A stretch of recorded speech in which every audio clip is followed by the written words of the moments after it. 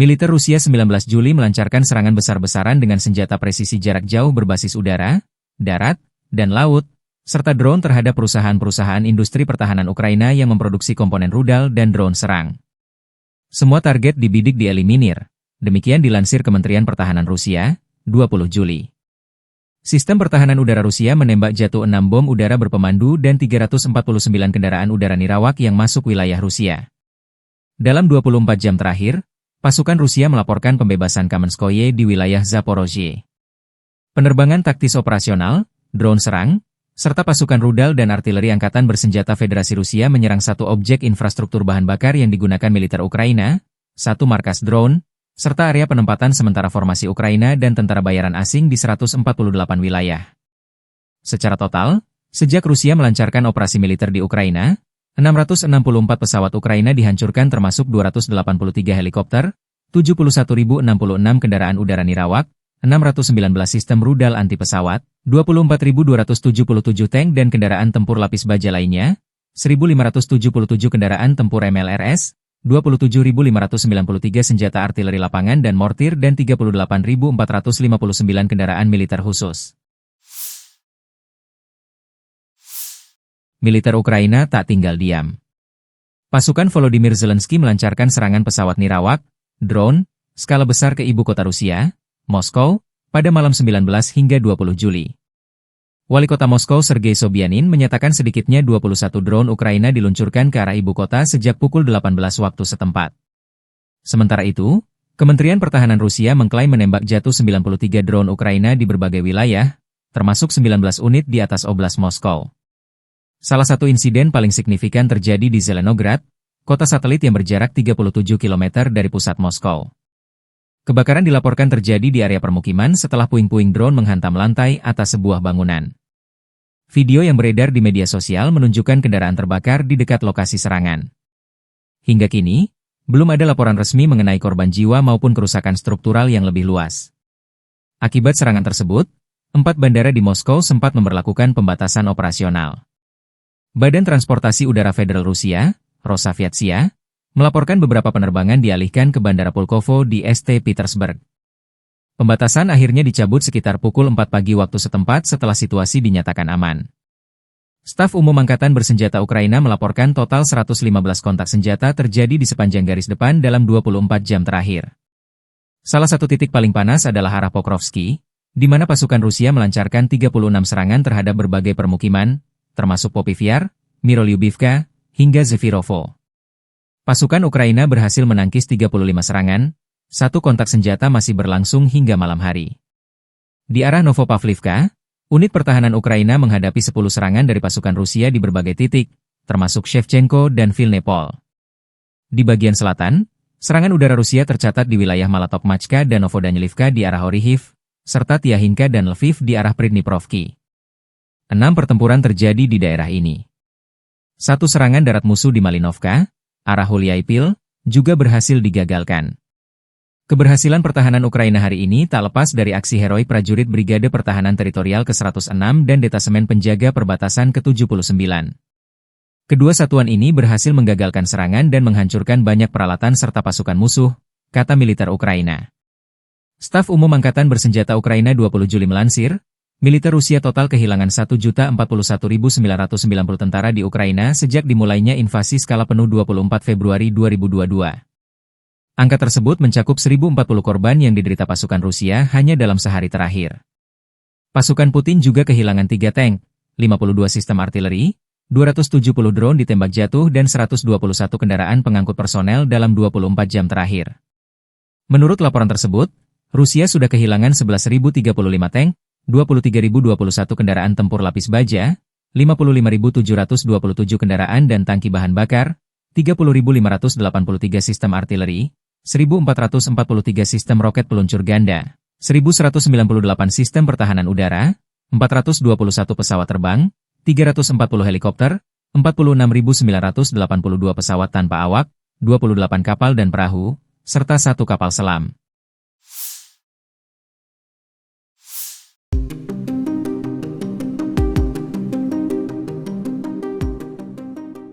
Tribuners dilaporkan perang Rusia-Ukraina kini memasuki hari ke-1243 pada Minggu 20 Juli 2025. Perang ini semakin memanas dan tak kunjung berhenti sejak 24 Februari 2022 silam. Terkini Ukraina tegas menolak tuntutan dari musuhnya dan Rusia justru semakin gencar meluncurkan ratusan drone ke Ukraina. Diketahui dalam perundingan bulan lalu, Rusia mengajukan sejumlah tuntutan ke Ukraina. Di antaranya, Moskow menuntut agar Kiev menyerahkan banyak wilayah. Selain itu, Rusia berharap Ukraina menolak segala bentuk dukungan militer dari Barat. Dilansir dari tribunnews.com, Ukraina menolak tuntutan tersebut dan menyebutnya tidak dapat diterima. Lalu Kiev turut mempertanyakan pentingnya negosiasi lanjutan jika Rusia tidak bersedia memberikan konsesi. Sementara itu Rusia meluncurkan serangan besar-besaran dengan mengerahkan ratusan drone-nya ke Ukraina pada Sabtu 19 Juli 2025 malam. Presiden Ukraina Volodymyr Zelensky menyatakan bahwa satu orang tewas akibat serangan tersebut. Menurut Zelensky, Rusia menembakkan sekira 300 drone dan lebih dari 30 rudal jelajah ke 10 wilayah di Ukraina. Adapun jumlah drone yang dikerahkan dalam satu malam itu melebihi total yang digunakan selama beberapa bulan penuh di tahun 2024. Зараз команда працює ще над одним обміном. Також секретар РНБО Умєров доповів, що запропонував російській стороні наступну зустріч на наступному тижні. Presiden Ukraina Volodymyr Zelensky mengusulkan adanya perundingan damai baru dengan Rusia Sabtu 19 Juli 2025. Pengumuman itu disampaikan Zelensky di tengah meningkatnya serangan udara dan drone Rusia. Dilansir dari EnglisAlmayadin.net Minggu 20 Juli, Zelensky menekankan bahwa momentum negosiasi harus ditingkatkan. Pasalnya negosiasi sebelumnya yang berlangsung di Istanbul hanya menghasilkan sedikit kemajuan ke arah gencatan senjata. Negosiasi sebelumnya justru menghasilkan pertukaran tahanan dalam skala besar dan kesepakatan untuk memulangkan tentara yang gugur.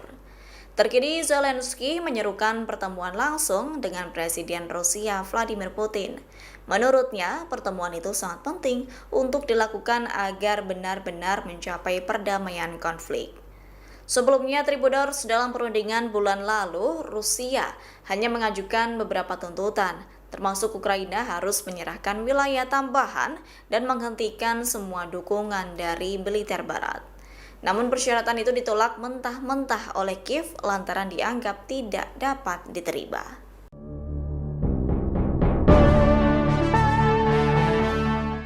Dilaporkan 80% tank M1 Abrams rancangan General Dynamics Land System yang berbasis di Michigan, Amerika Serikat hancur di medan perang. Menyusul kabar tersebut, Tribuners Australia dikabarkan tetap mengirimkan bantuan tank model tersebut ke Ukraina, kendati ketangguhan alutsista itu di medan perang dipertanyakan. Menteri Pertahanan Australia Richard Marles menekankan pengiriman sejumlah tank tersebut merupakan kontribusi signifikan Australia, yakni demi membantu Ukraina menghadapi invasi Rusia. Diketahui tank M1A1 Abrams pertama kali milik Australia yang lama pensiun telah tiba di Ukraina, yaitu 9 bulan setelah dihadiahkan untuk membantu upaya perang negara tersebut. Sementara itu sisanya dijadwalkan tiba dalam beberapa bulan mendatang. Sebagai informasi, sekira 27 dari total 31 unit M1A1 Abrams yang dikirim Amerika Serikat ke Ukraina kini tak dapat dioperasikan, yakni 87% dari armada itu mengalami kerusakan, termasuk dihancurkan, ditinggalkan, atau bahkan diambil alih oleh pasukan Rusia untuk dijadikan trofi perang.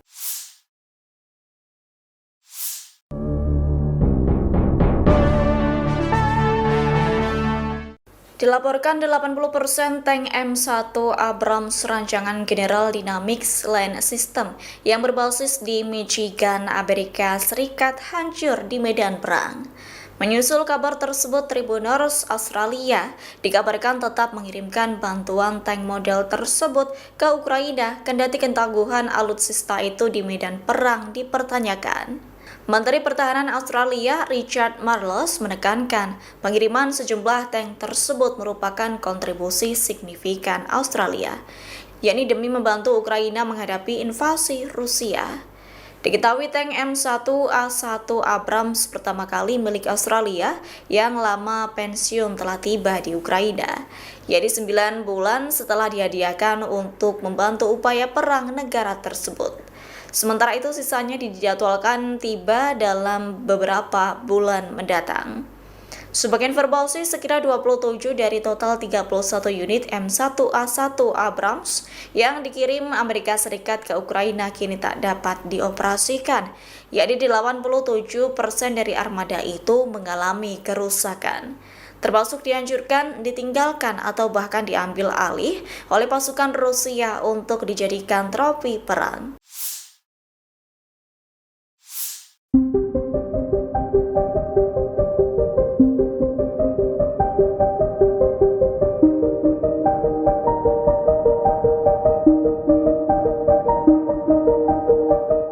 Rusia telah melancarkan serangan terbesarnya di Ukraina Timur pada Sabtu 19 Juli dini hari. Serangan itu mengakibatkan warga Ukraina tewas, bahkan kebakaran dahsyat melanda wilayah tersebut. Dikutip dari The Guardian, Rusia menggunakan ratusan pesawat tak berawak kamikaze dan rudal balistik. Pengeboman selama 6 jam tersebut menjadikan kota Pavlohrad di Ukraina terbakar hebat. Kepala wilayah setempat, Sergei Lysak, mengatakan Rusia meluncurkan serangan paling dahsyat. Bahkan ledakan demi ledakan terdengar akibat serangan rudal serta drone dari Moskow. Selain ledakan keras, serangan Rusia juga mampu mengubah langit malam menjadi jingga. Jalanan bergema dengan tembakan senapan mesin saat unit-unit anti pesawat mencoba menembak jatuh drone-drone tersebut. Pagi harinya asap hitam pekat mengepul di atas kota. Setidaknya ada 6 warga Ukraina yang tewas akibat bombardir Rusia. Ukraina pun melaporkan Rusia telah meluncurkan sedikitnya 53 serangan drone jarak jauh.